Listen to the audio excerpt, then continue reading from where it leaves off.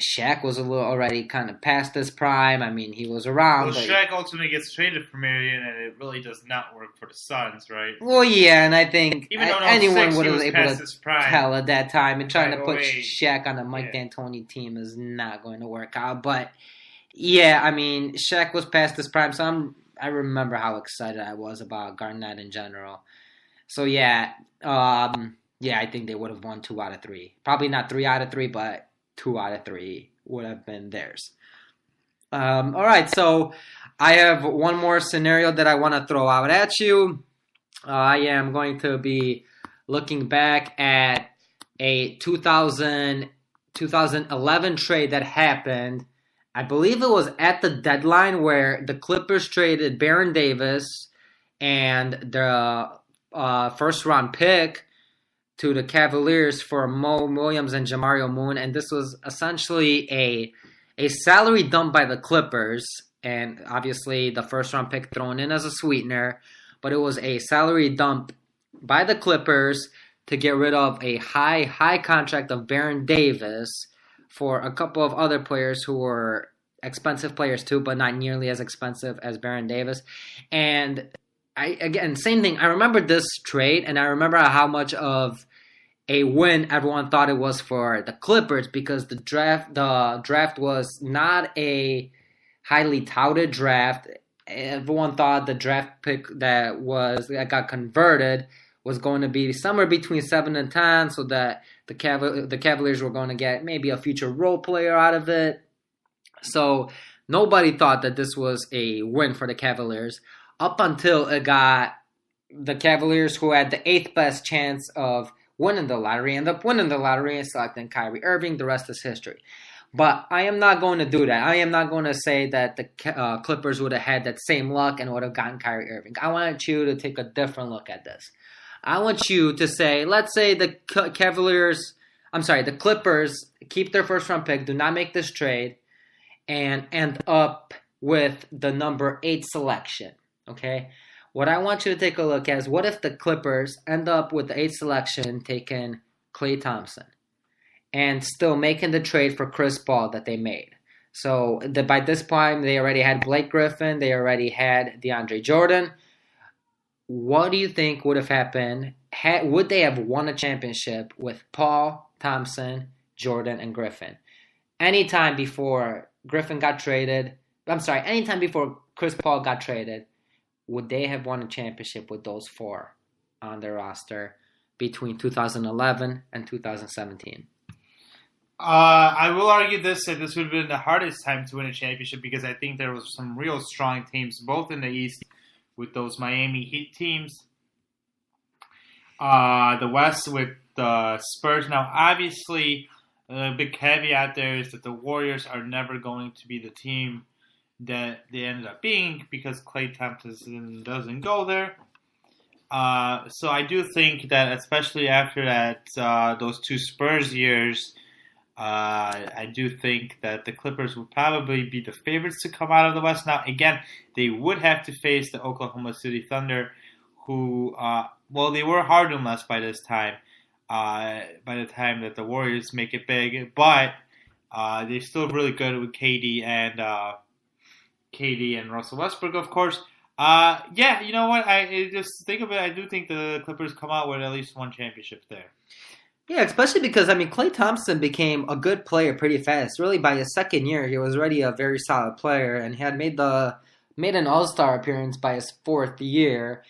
And this was really, Chris Paul was completely at his prime. And, with Lob City there, with Griffin and DeAndre Jordan being such freakish athletes, being able to, if need be, being able to pass out to Klay Thompson, who could hit a three-pointer literally probably with his eyes closed, would have been extremely terrifying. And that Clippers team came close to winning so many championships, winning so many hard-fought series, that they just never ended up winning for one reason or another. Like you said, it was an extremely difficult time to win a championship, but really, okay, so between 2013 and between 2017, the Clippers won at least 50 games every time, And between 2012 and 2015, they had 56, 57, and 56 wins respectively. A couple of times lost in the conference semis. I think having Klay Thompson there would have been able to put them over the top. And you said, what, one championship probably? Yeah. Yeah, I don't disagree. I think one championship, they would have been able to win one championship somewhere there. Maybe by really 2015 and 16 when Klay Thompson was really becoming really a star. Not maybe a superstar, but a star. I think that year that first year LeBron goes back to Cleveland would have been that year that they win it. The first year the Warriors win it would have been the big year. Yeah, so 2015 and 16. Yeah, I agree. That probably would have been that one year where Klay Thompson was literally at his peak. Chris Paul is still a good player, but at this time, I mean, he was 4 years younger than he is now. So really, I mean, yeah, I mean, the only 30 years old. The only question that comes up to me there is Chris Paul, not Chris Paul, but it does obviously how much is it for Klay Thompson to be a great player? How much is it of the fit? We're playing with Steph Curry and playing with Steve Kerr's offense. Now, the argument back there is, of course, you're going to get played with Chris Paul, who's one of the best point guards ever. So you can't really worry too much about the fit. You'll be playing alongside, JJ Redick. Yeah, I was going to say, I didn't even think of that. Having Thompson and Redick to stretch the floor and having Jordan and Griffin and Griffin's throwing playmaking abilities would have been pretty, he's a really good passer from the post. So yeah, I think I think they'd have the squad to be able to. It'd be really interesting. But again, we can't. Yeah. And I mean, that would have been fun. I think that would have been a fun thing to happen. Now, who knows if they would have taken Klay Thompson? I mean, Klay Thompson was selected 11th. I'm projecting here that they had the 8th pick, but I mean, I really wanted to make this one fun, but not too much fun, not giving them Kyrie Irving. And even if they did take Kyrie Irving, they probably would not have made a trade for Chris Paul. So I wanted to take a different look at this. So, all right, so throw me out one more. So the last one we'll talk about is the classic one that usually gets talked about, where in 1984, it is reported that, now here's the scenario. Houston Rockets in '83 got Ralph Sampson. Ralph Sampson was a 7'3" center. He played his first year. He had really good numbers. Portland Trailblazers were looking for a big guy. They had the number 2 pick, and the year before they drafted Clyde Drexler actually in the draft. So they had the possibility of, and it was rumored that they were offering to the Houston Rockets. They were offering.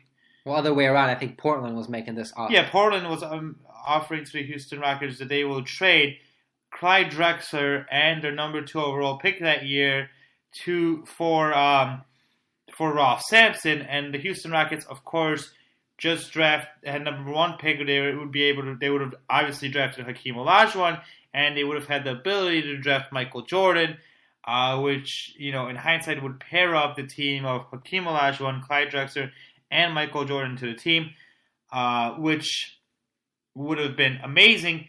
But my question to you is, what do you think would have worked out if that was the case? Would Jordan and Drexler and Olajuwon be able to get along? Would Jordan be able to, take a baby back seat for a few years to Drexler? I mean, would they get along? I think definitely. Maybe. Well, I think, okay, Drexler and Olajuwon would have gotten along. They played in college together. They got along later in Houston.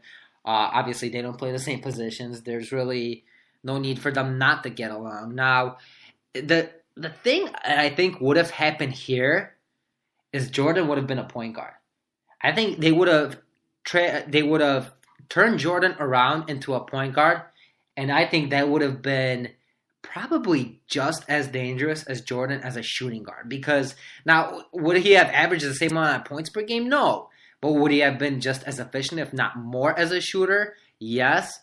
And I think as a point guard, he would have been known as one of the best point guards in the league. I mean, he would have been a pure point guard at this point. But I think, his passing ability was outworldly as much as his shooting ability. But he was never known for his passing ability because of how good of a defender and how good of obviously a scorer he was.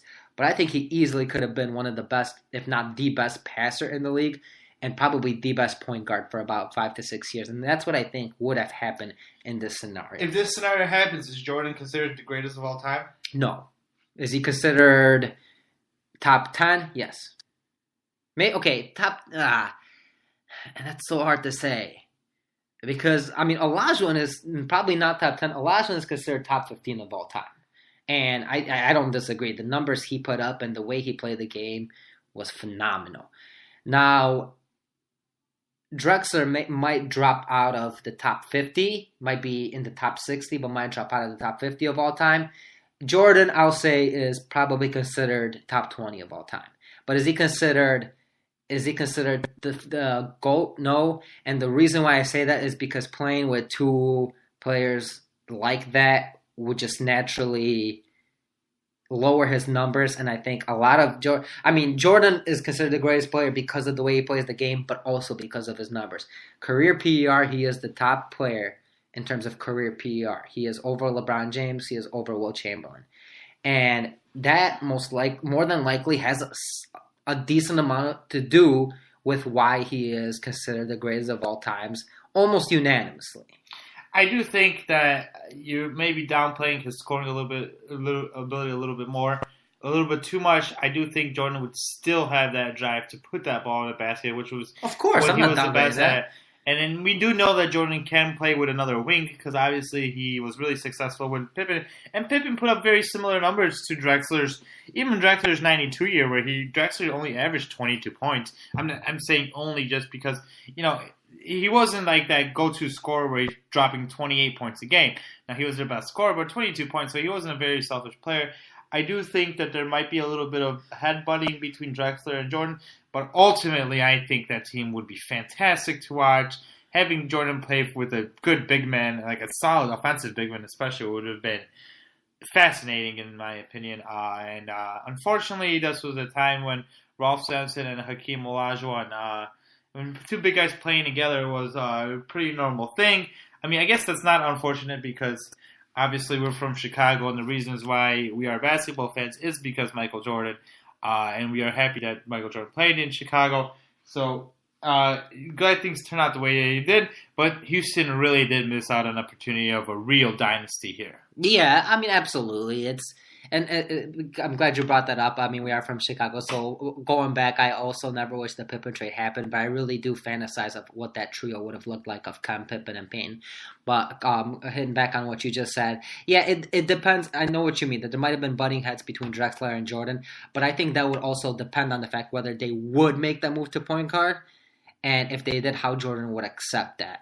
And I mean, I don't think Jordan having the ball in his hands would have had much of a problem with that. Yeah, but again, I don't think he wouldn't be able to shoot as much as he did. Now, because remember, in the Bulls, he was the head guard. We didn't have a point guard or a shooting guard. Yeah, but I mean, I think Jordan brought the ball up a lot. But in this scenario, I think he would have had to share the ball, and I think he ultimately would have adjusted to that. I mean, again, I don't think he would have become as arrogant as he did, and I mean, rightfully so. And to be fair, his arrogance was much.